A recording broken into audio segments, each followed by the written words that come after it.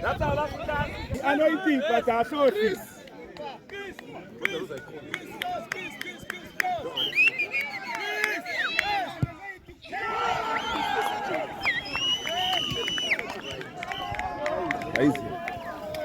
Yeah.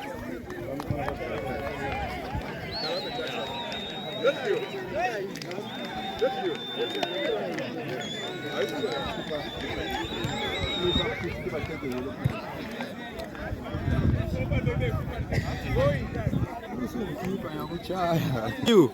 I'm good. Hey, what's up? Are you happy? So. Yeah. Where are you from? From Wadez district.